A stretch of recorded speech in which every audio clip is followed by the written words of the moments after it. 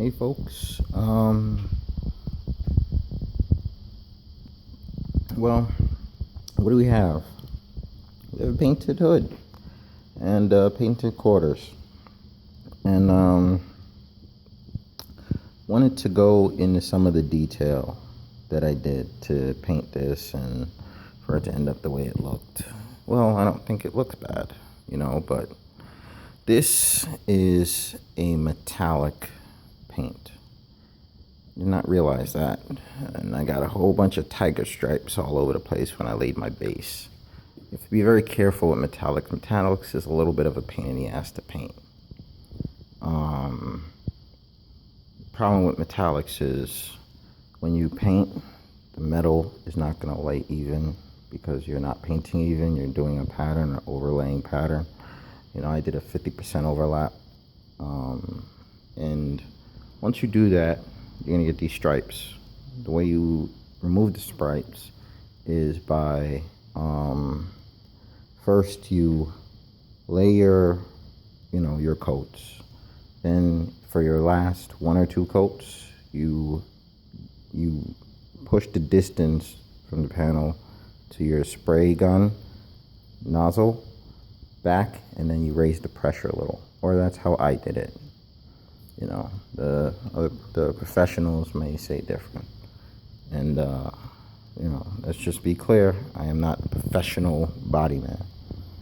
I do it as a hobby. I do it as a very big hobby. I've been doing it for a lot of years, so I've learned some things over the course of doing it. For the paint, there's a reducer. It's a 2K paint. You get a reducer. That reducer is going to be fast, medium, or slow.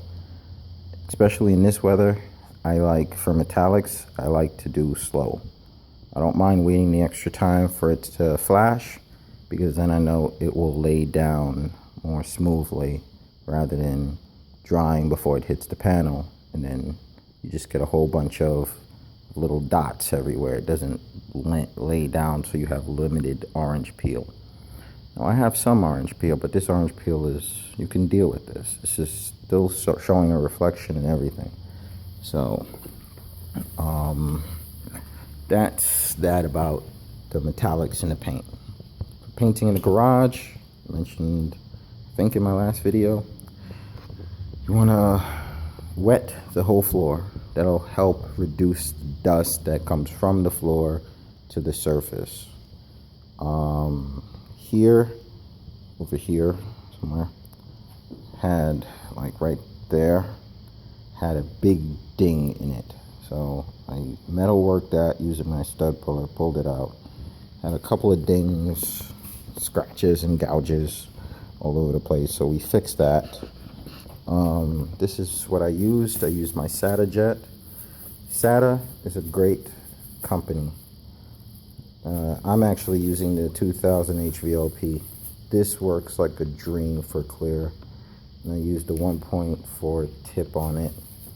You can atomize better if you use a 1.3, but I used a 1.4. So that's what I have. For this side, there was a big ding here. I think it was there. It was like this area here. And then there was gouges all over the place and dents in some other places.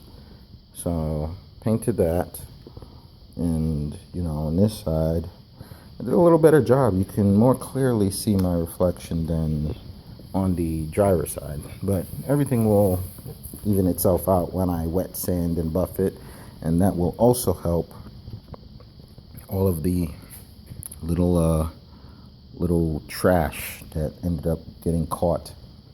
So we're gonna use maybe a 1500 to 2000 wet and do the whole thing. Then we can buff and wax and buff, whatever you want to call it. So that'll help get all this trash out and see the reflection. And the other thing to take note of, this hood, you can see it's got a lot of radiuses, concave, convex radiuses everywhere. So when you're buffing, I'm probably not going to show that video, but when you're buffing, you want to tape off your radiuses. Now, I know some professionals, they pretty much can just see it and they know to stay away from it. But you know, if you make a little mistake, sneeze, and it catches that edge, it can burn it out and get down to paint real quick. So before I wet sand or touch any of this, I'm going to tape off all my edges. I'm actually going to take this off and I'm going to probably wet sand into here so it all looks shiny, and do the job up. Now this paint is like $300 for a quart. It's a very expensive red paint. So, and the friend didn't want to pay the money to do it the proper way, because normally what you'd want to do for painting a hood, especially when you're dealing with aftermarket paint to OEM paint, you want to paint here and then paint some of the fender.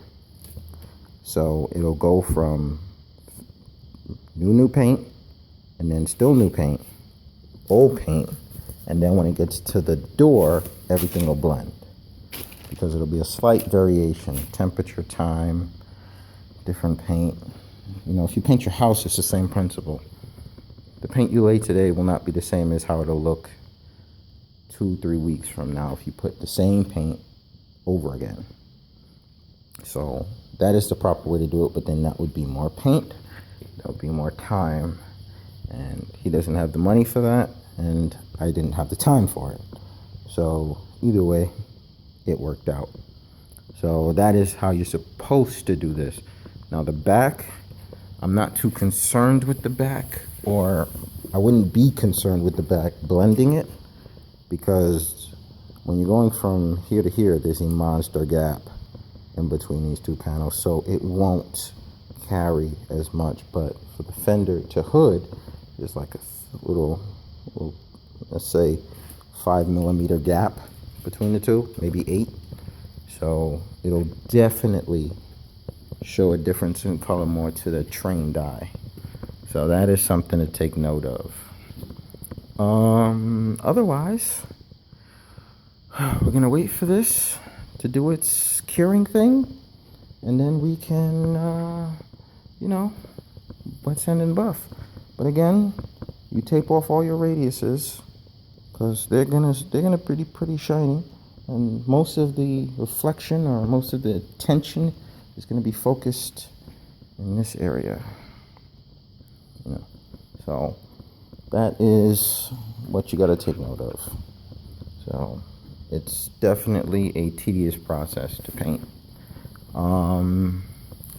Otherwise, I don't know what he wants to do here, because if you look there, there is a big gouging scratch.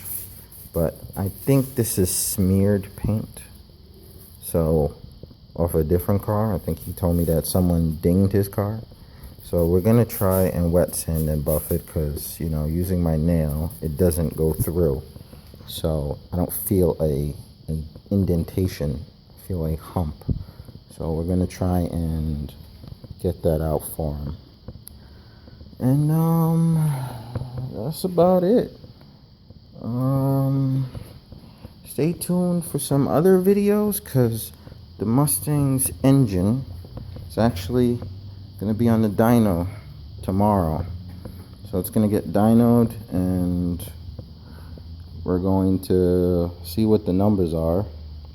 It's a little preemptive or premature for where the car's at now, because it's still got an epoxy, you still got to do some metal working. But the motor will be ready to go in the car soon. So stay tuned. All right. But for now, we are on this truck.